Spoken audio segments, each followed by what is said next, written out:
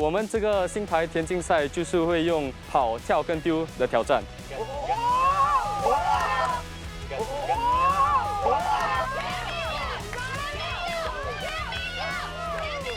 新牌田径赛的 MVP 是男主的泽亮。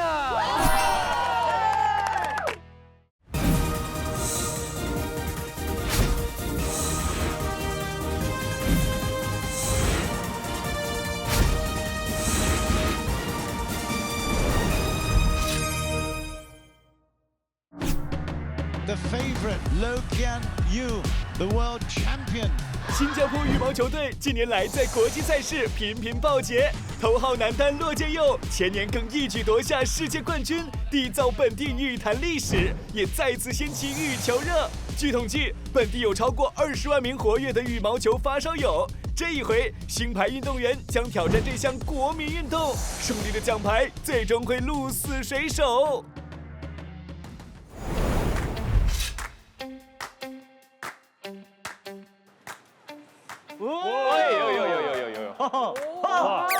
回音不错啊，不错啊，我们包了整场了，耶！可以，少了一个人啊。一个队长，3个成员啊。上一次你们队长李腾他是不是说他输了那一场就退出演艺圈？如果我输了，我认真宣布啊，我就退出娱乐圈。其实不用男主来杀你们，你们内部就已经在杀了。很团结。既然教练还没来，我们就暖身一下，切磋，好不好？好的。唱。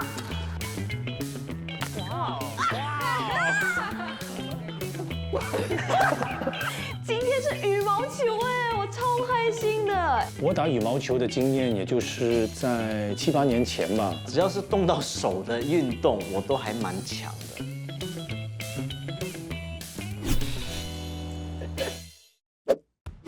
哇，非常积极。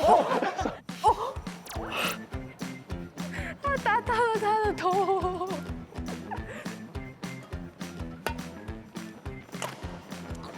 我觉得阿武哥力量很足。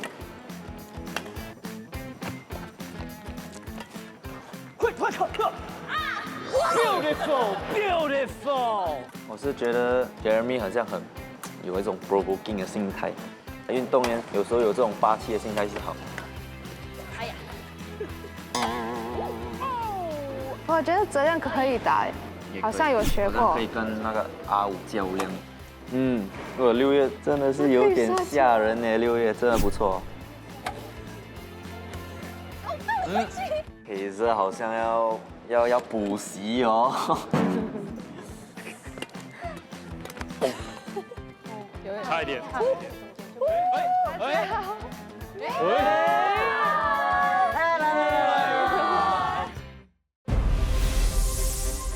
女单一姐杨佳敏15岁开始崭露头角，出征冬运会。2019年首次参加世锦赛，便爆冷打败世界第1名将，从此一战成名。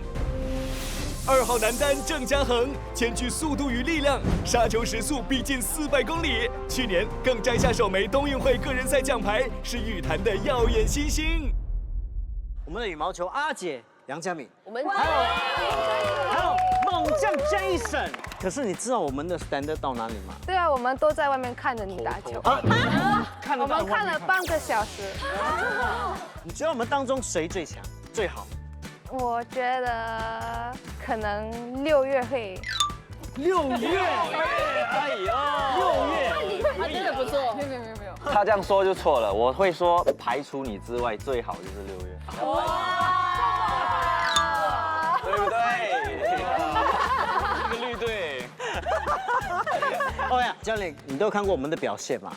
但是我们有一个不情之请，我们想挑战你们。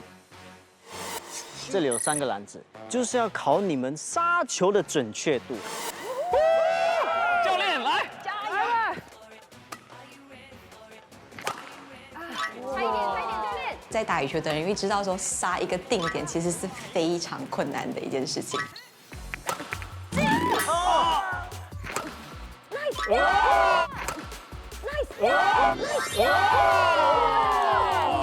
这个不是平常人能做得到的事。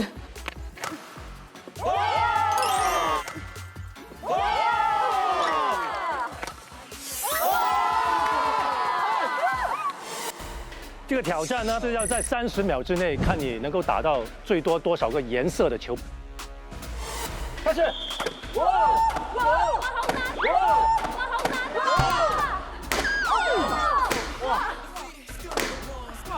真的能够感受得到他的球的那个力度会有多强，看到的时候还是挺震撼的。哇！你看这个纸皮很厚哎，可是都凹进去了。最重要的时刻来了，那到底谁会负责教我们绿组，还有谁教蓝组呢？我记得上一次游泳那一集，申君是选了蓝组，然后赢了1次，然后我想再帮蓝组再赢1次。可以。等一下啊，圣君选我们，跟你有什么关系呢？没什么关系啦。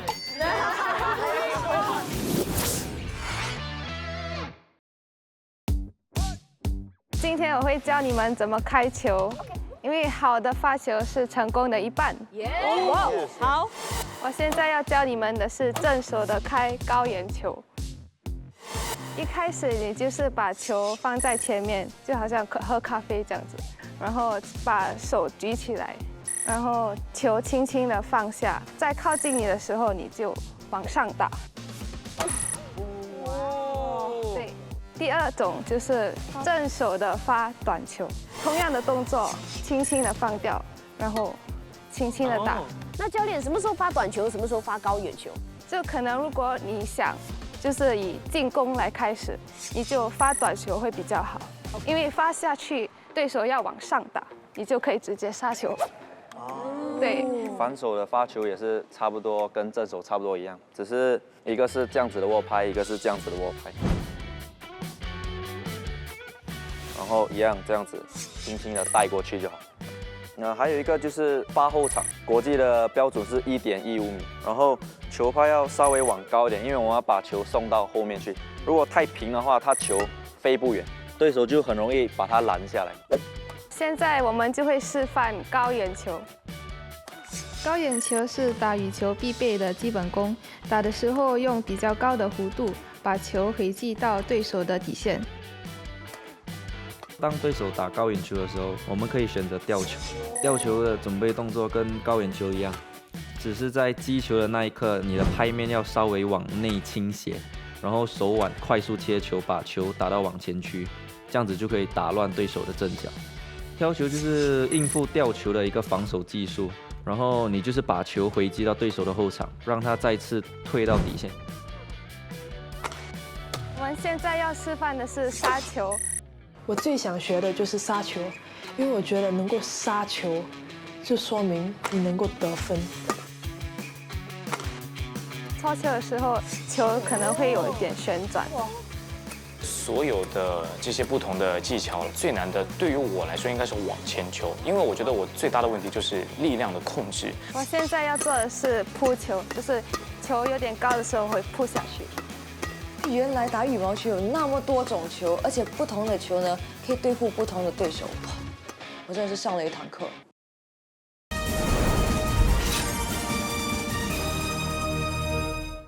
所以现在我要教你们怎么挥拍。第一步就是把手举起来，右手大概在耳朵旁边。第二就是把胸部打开。第三就是转身体。第四就是挥拍，同时右脚往前，所以完整的动作是1、2、3、4。右脚往前走，你需要同手同脚。对。我球如果丢这边，你不要往这边走，发不了力啊。向着球往上发力。你要打高远球，你的拍面要往上打。不能太直，就是会往下走。我觉得你发力都很准，很有力，但是可能一点就是你在准备打的时候，球拍不要晃得太多，就是坚定在这里，不要晃，然后直接打。如果你一直晃的时候，你可能会看不准就打的球可能会歪。我觉得羽毛球这项运动对于蓝组也好，绿组也好，我觉得大家的水平基本上我觉得还是挺平均的。也正是因为这样，所以我觉得要更加努力的去吸收跟练习。难得有机会跟2位国手坐下来聊天。打羽毛球的时候，我们发现其实羽毛球是一个非常要求体能还有技巧的一个运动。但是怎么会喜欢上这个羽毛球这项运动呢？我就是在7岁的时候，我爸爸妈妈带我去打球，然后他看到旁边有就是练球，有一个1对1那这样练球，就把我放去那边练。我练了，然后教练就觉得好像我有一点潜能，所以就告诉我父母，然后我就这样子渐渐就8、9岁的时候就每天都在练，对。我也是，因为我的爸爸，他也是因为他也是业余选手，我就偷拿他的拍来，就是在家外面打，他也是带我去参他的朋友一起打，也是被一个教练看到，也说要不要带你孩子来学习啊，也是从那边慢慢开始这样。你们参加那么多的比赛哦，你们有没有哪一个是最深刻的？最近的公运会吧，就是那时候就在那里每天都会有一场比赛，然后到了最后一场就是 joint third 的 medal， 所以那时候我就是特别紧张，然后熬下去了，最终赢了，非常开心。对，这个就是我第一个就是成年赛越南公开赛的冠军。那杰森呢？我觉得是去年的冬运会啦。我那一阵子刚好状态也很差，就是遇到很多问题啊，就觉得说可能那一场可以是我的突破，因为我在那之前已经输了很多场，然后已经是很低潮了啦。当时我们有心理医生跟着我们去，他也给了我很大的帮助啦，加上教练啊这一些，然后在就是个人赛的时候要赢的那个念头又跑出来了，因为快赢了嘛，然后你又他追了2分上来，你又想说，哇，如果这一场再被逆转，我到底又要重来几次这样？反正最后是顶下来啦，就帮新加坡拿到一个铜牌这样，所以我觉得就蛮难忘，挺难忘的，挺难忘。这整个过程当中，收获最大的是什么？我觉得其实收获的就是这些低潮的时候学到的东西。我们自己怎么去面对问题这些。第二就是 relationships built through 这些经验，我觉得都很宝贵。其实你们训练的那个过程应该都是蛮辛苦的吧？一个星期6天，然后都是6、7个小时，有没有动力来自哪里？最大的动力就是家人啊，因为从小栽培我啊，花时间、金钱。第二就是自己的未来咯，因为为了这个羽球，这么多东西都牺牲了，时间还是你一些 commitment， 比如说我没有念书了，我中学毕业后我就没念了，我直接去当兵，这种种种的牺牲啊，所以变成说你不能对不起自己。我是这样子想啦。就像我每次常说的，坚持就是胜利，好不好？祝你们好运，好不好？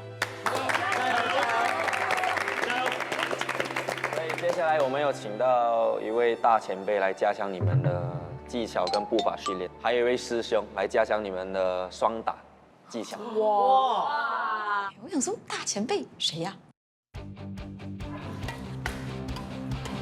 哇哦！哎，来 get it， 来，因为 Jason 不是说请了一位大前辈来教我们吗？你们知道他是谁吗？不知道。我知道。为什么你知道？因为我是羽球万事通。好，你 get it。OK， 他已经在外面了。真的吗？我们掌声欢迎 Mr. Wong， 来 Mr. Wong。我看到黄教练走进来的时候，我真的觉得他高大威猛哎，一走进来很有那股气势。在我身旁这位呢，就是本地唯一一位在冬运会拿下男单冠军的选手黄勋杰，为国争光。开始练球之前，我要看看你们的水平。你还没有打球的时候，你太硬了，你要放松一点啊。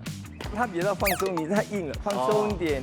这个我们讲 forehand 哦，我们的 index finger 是在上面，那个 backhand 呢，我们就是上去。所以我们羽毛球就是这样。所以你看这个动作，我们这个是 forehand， 就是 backhand， 所以你这个单会上下的，就是这样就可以了。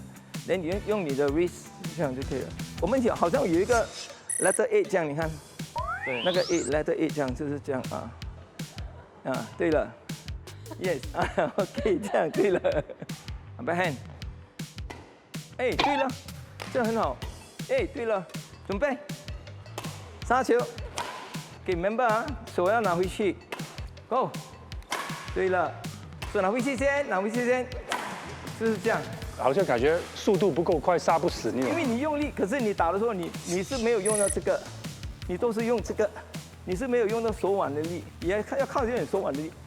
羽毛球这个很重要，是手腕的力。所以其实我打，我就打的话，这边很痛，这边很酸，我就觉得球还是不快，所以其实就是发力有问题。哦，原来我力大是没有用的，因为我用错力。所以你要打球的时候，你要在前面，要上去。啊，对了，再来一次。你看我的手啊，这手你不要弯上去。好。你下去，先上来这边。上去 ，OK。另外一个呢，现在是 backhand 啊，那个 forehand 你手一定要上去 ，backhand 这个手要弯，弯的时候呢，你看我是这样，所以这个动作是这样，所以就下去 ，forehand， 脚向前 ，backhand， 哎你，对不起，那个球你搭啊，你知道做一粒球要几个鹅来做一个球啊？要4只鹅还做一粒球嘞。羽毛球由16根鹅毛构成，而且必须出自鹅的同一侧翅膀，以确保羽毛弯曲的方向一致，让球在空中保持平稳飞行。这个场地呢，从后面到前面大概是6多米的，有这个好的步伐，你们打那个球会打得更好。步伐是要靠你的反应。退，1、2、3，连 swing 过去向前退。原来羽毛球的步伐这么的讲究，当下我觉得我还蛮享受的，我就把它当做一种 cardio 运动来练习。是对了，没有错。可是有一次啊，你们忘记了，你就转，啊，你一定要记得退一步先，然后再转 ，OK？ 还有啊，你后退的时候，1、2、3，你要跳，去。我觉得最重要的是把这个步伐变成一个习惯，那到最后在比赛的时候才能够真正的运用到。你这脚不要这样，你脚要出去。你看，1步、2步，这脚要这样，方向不要这样，要这个方向。OK， 这个脚要先动，动，然后来这里，准备去。啊，对了，很好，去。步伐难吗？不难，唯一最难的就是我们的体力。有体力吗？没有。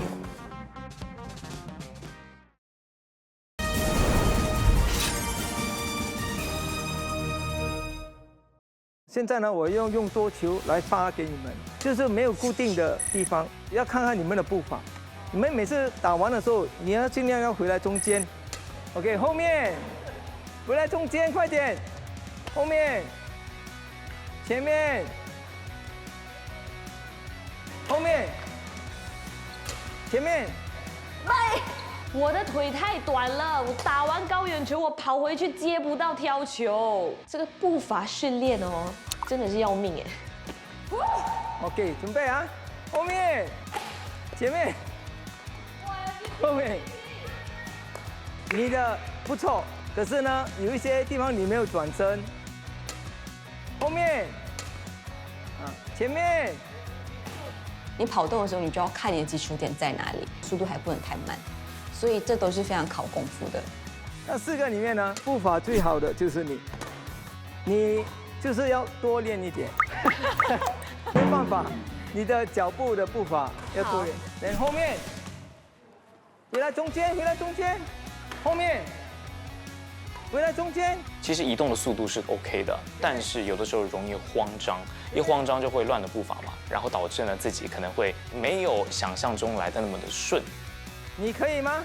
你就好像我中国的一个朋友林丹，哇，很灵双啊！准备，站，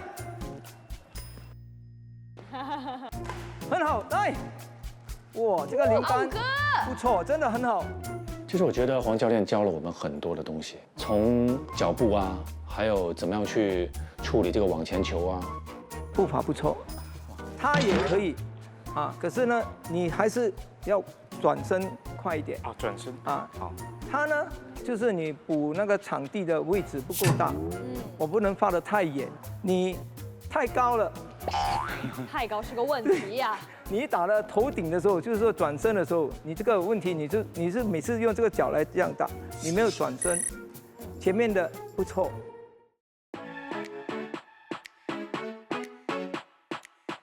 Low cage。哇！教练了。哎，你们好，教练好。哎，我是被派来教你们打双打的。欢迎。我跟你说，他就是骆剑佑的哥哥骆剑奇。在训练开始之前，请2位队长出来。哎，这么快这个？哎，我哥，所以你们要选羽球拍还是要选羽毛球？我选球拍。我选球。请道具上来。说你们看一下。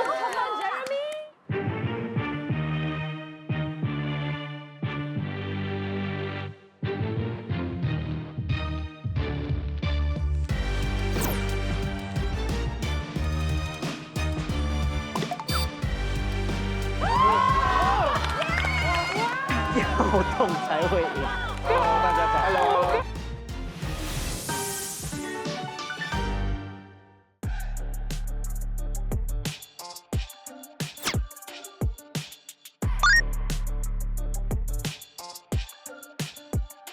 与我同组。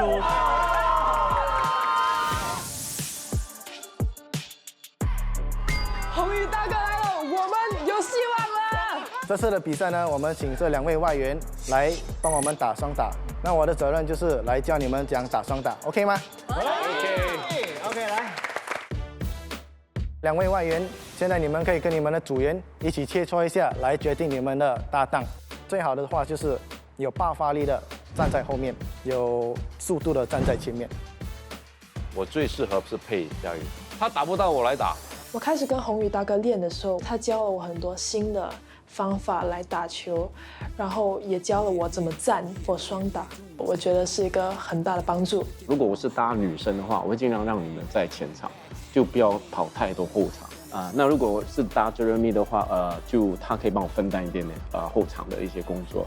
我觉得我跟耀东大哥的感觉就是一拍就 click 了，我们的默契真的已经在了。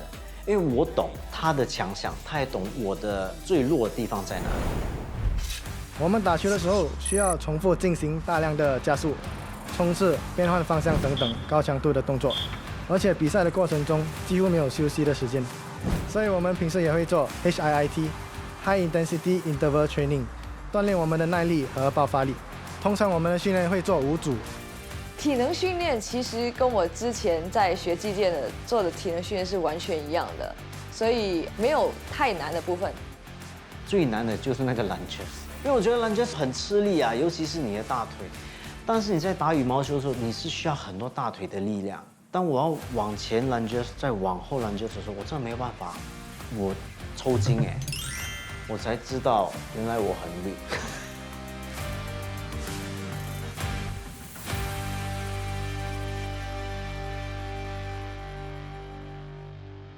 OK， 现在我们要示范怎样进攻轮转。拉球 ，OK， 抽，然后再封网。OK， 红宇哥就会慢慢从左边退回去。我们现在是要示范防守的轮转，基本防守轮转还是平行站。耀东哥防守，进来放个网 ，OK， 好，挑球 ，OK， 红宇哥防守，来放个网，然后这边挑球。所以当红宇哥一挑的时候，红宇哥就会往前推到他的区域那边，然后准备一个防守的姿势。然后这样的话，他就要平行站。现在我们会去下一步的训练，那就是进攻轮转。所以，我第一个人我会进行杀球、反手抽，还有反手封网。，OK， 反拍。哇 ，nice， 哇。太跳了。为什么有一些比如说国手啊，还是他们打羽毛球，他们杀球一定要跳起来杀球，有分别吗？因为你的点会比较高，然后你有从脚传输那个能力上来，会比较大力一点，就比较多能力，不单单只是在手上而已，所以会比较大力。然后还有那个下的动作，可能会把对方吓着了。因为那个姿势，我是在比赛的时候看过，那些运动员都是哇跳起来这样刷，我觉得很有型。所以其实我自己也很想做到那样一个动作。收球。哇！前面有没有看到？好球 ，OK， 做到了，开心。准备，开始。OK， 收球。双网。好球。Nice， 收球。我一直碰不到这边的。我觉得你们很多打不到的球，因为你们发力太早了。其实你们在挥的时候是放松的，直到你们要往前打的时候，击球之前才在发力。我封网的时候，哇，真的是有占优势，脚长手长，真的能很容易的把球打下去。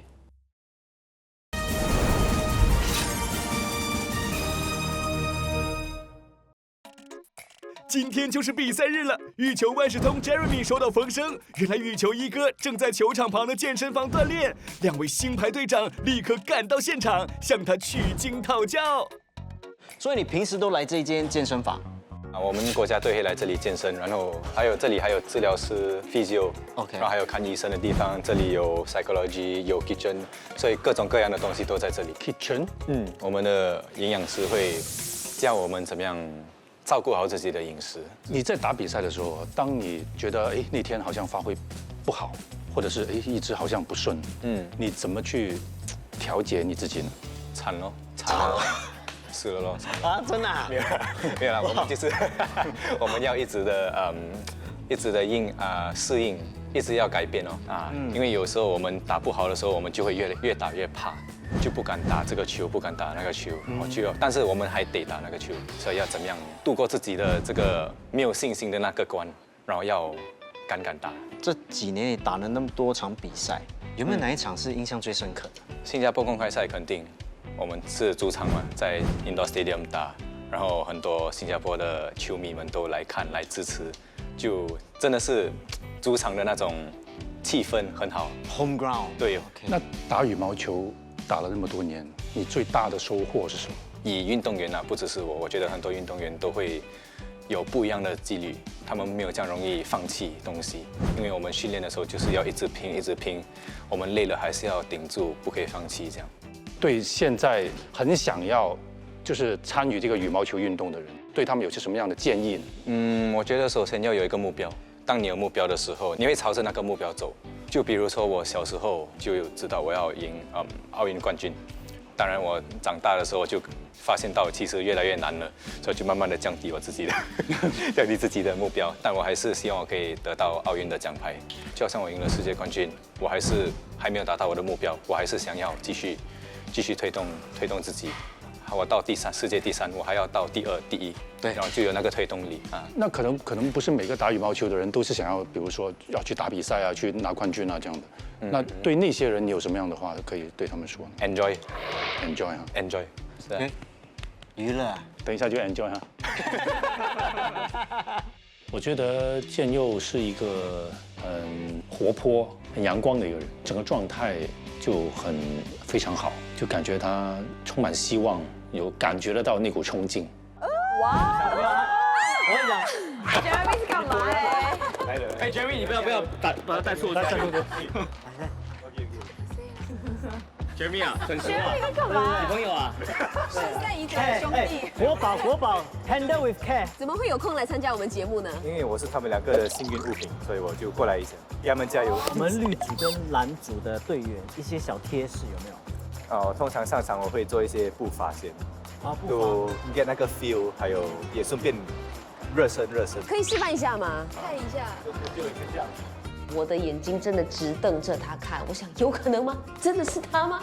周建儒本人很可爱耶，就是好腼腆的感觉哦，跟他在球场上那种有杀气的感觉完全不像。那希望你们今天双方都赢，双方都开心，加油加油！好，那我们现在来一个大合照，好不好？好，来。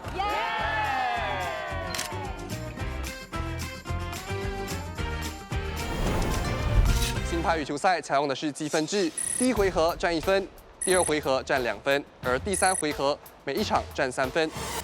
第一回合健步如飞接力赛，考验步伐和速度。场上6个点，各摆放5个羽毛球，每人根据指令把球放回桶子里。完成后，下一位接力上场，速度最快的队伍获胜。蓝队，宇宙之最！三、6、5、4、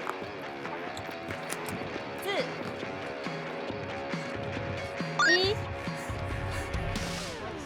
6、3。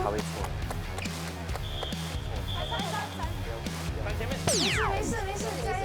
让我懵的是那个左边1、2、3、4、5、6，不知道哪一个，喊到那个号码，你这才想，哎，到底是哪边？5，左边。左边。3。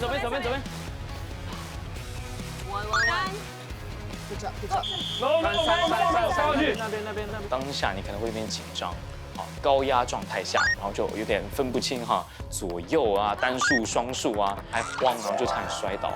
然后我是用连滚带爬的方式爬了出去。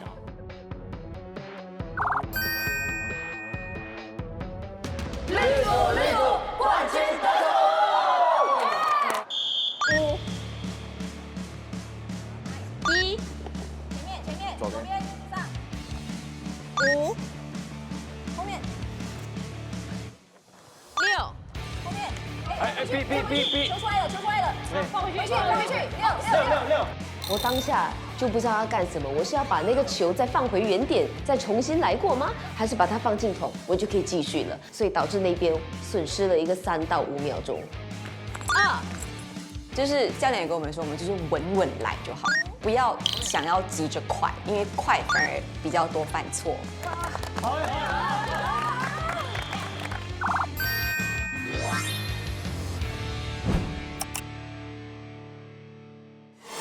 第2回合，屹立不倒6人赛以双打规则进行。当其中一组得3分时，另一组必须淘汰1员，率先将对方全员淘汰的队伍获胜。我觉得第2回合最难的地方就是你怎么分配你的队员。我们是安排女孩子在前面，除了6月，因为我跟黑色的臂力不够，人多反而会犯错，因为很容易那个球拍会打架，会敲到。所以我就跟他们说，虽然我们有6个人，但主要打的是4个人。第2回合现在开始。好，加油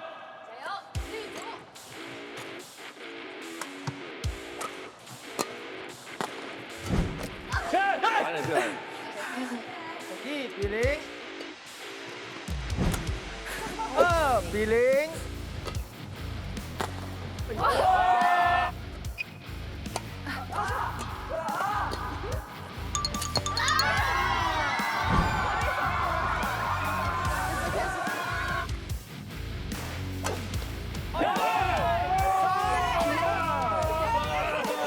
你要有一个淘汰。蓝组开局占上风，抢先拿下3分，而绿组也不甘示弱，立刻将比分追回。前半段2组一来一往，斗得难分难解，但后半段战局逐渐进入白热化阶段，蓝组掌握了比赛节奏，外加红宇多次在往前发威，接连进攻扑杀，让绿组招架不住，频频失分。我反而觉得我们淘汰越多人，我们就越稳。当我辛尼Jeremy 渐渐的离开场内之后，我发现其他的人可能空间比较多，反而打得更加稳，所以我的信心一直是往上升的。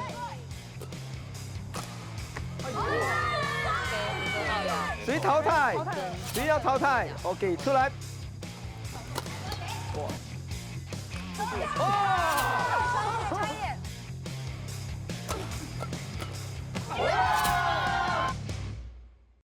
现在我们打的是单打的线啊！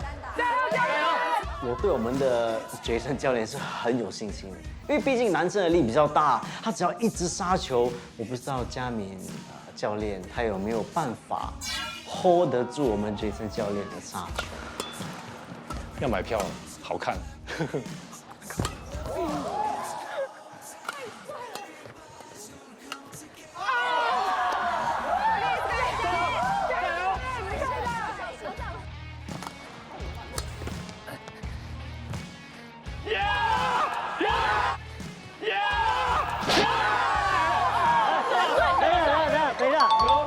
我是裁判，OK， 裁判没有犯规，17-17。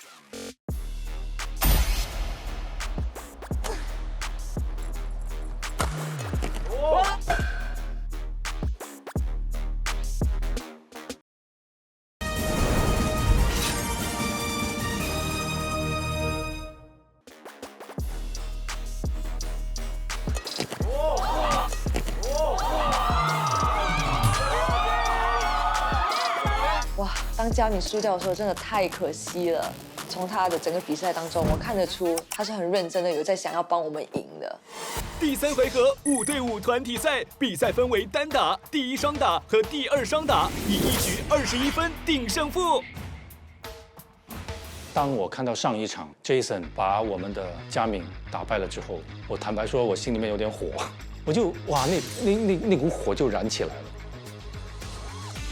对上5个是我们预料之中的，然后因为对方一定会派一个最强的先拿一个单打，我平常控球能力是比较稳定的，所以就决定派我上。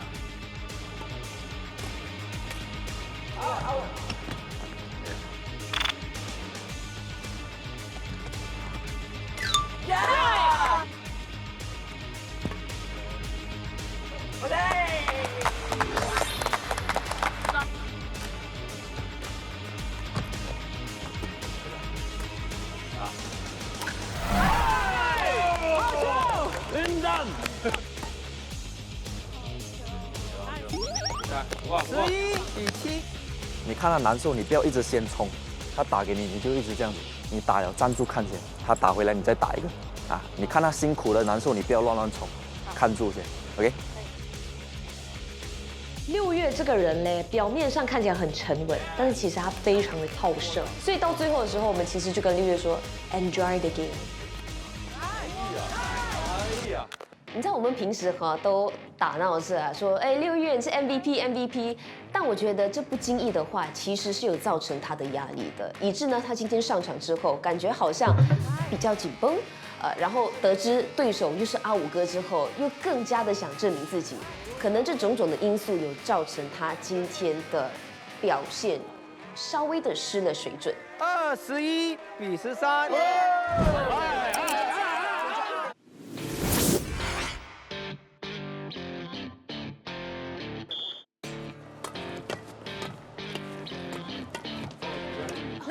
很好，好 ，out，OK，nice，哇，很好 ，nice。教练他就跟我们说，尽情的玩，就是放松的玩就好了，只要让球过网，我们就可以了。因为我跟悉尼唯一战胜的策略就是让球过网，让对方不够快，那我们就获胜了。好球，打。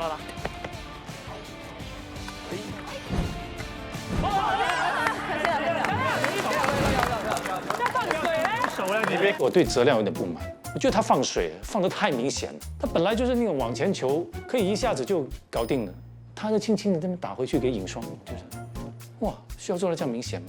需要这样甜蜜吗？啊？因为我面对着自己的昔日的广播的搭档哈，但是狠狠的把球杀下去，我觉得不太好啦。没事，慢慢发。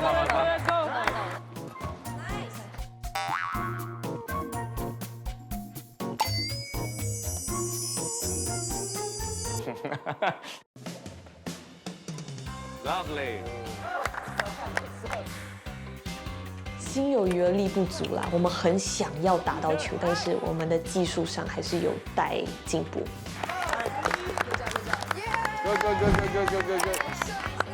我们最后一局一定要赢，因为我们不要有 tiebreaker 的 possibility。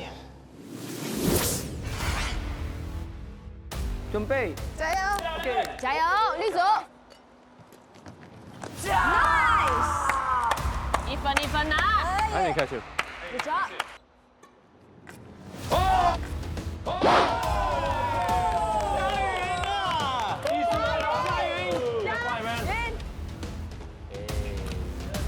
好球！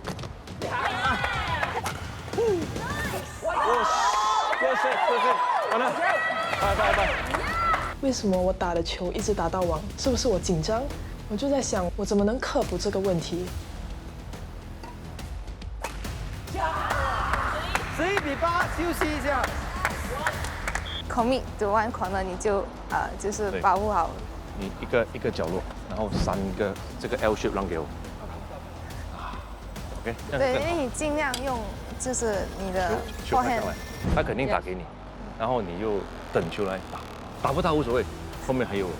能拿分是 bonus， 拿不到不用紧，我们等女生发来，或者我们发给女生，那个要把握。你也可以发，我就尽量反手。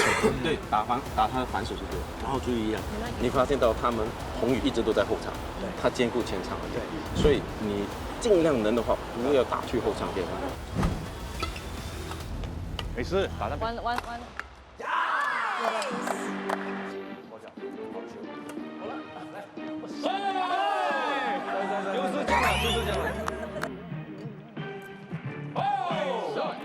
一分。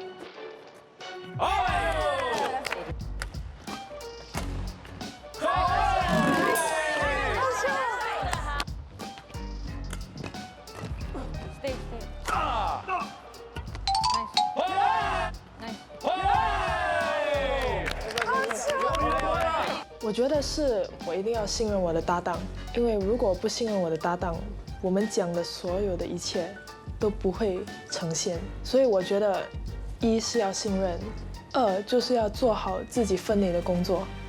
我觉得这2个东西是很重要的。Stay。好球！这可以。可以。Nice。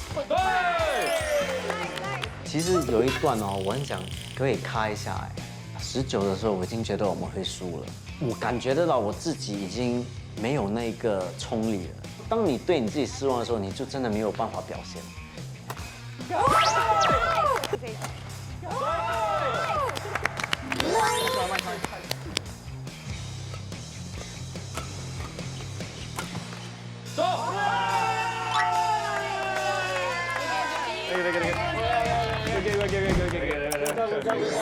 今天的比赛由男组获胜。觉得这几天通过这几位重量级的教练的教导，我觉得我们的确打球真的有进步很多。那我真的很希望李腾快点回来，我觉得我当队长的 level 还不到啊，真的哈。好，那当然问一下 Jason， 你觉得我们表现怎么样？我觉得我的队员在每一个训练跟比赛的时候都尽力而为，所以不管结果是怎么样，都很开心可以跟你们并肩作战，也恭喜蓝队。我觉得我非常的骄傲，我们在落后的时候不放弃的精神真的是很感动，所以今天的 MVP 我会颁给佳宇。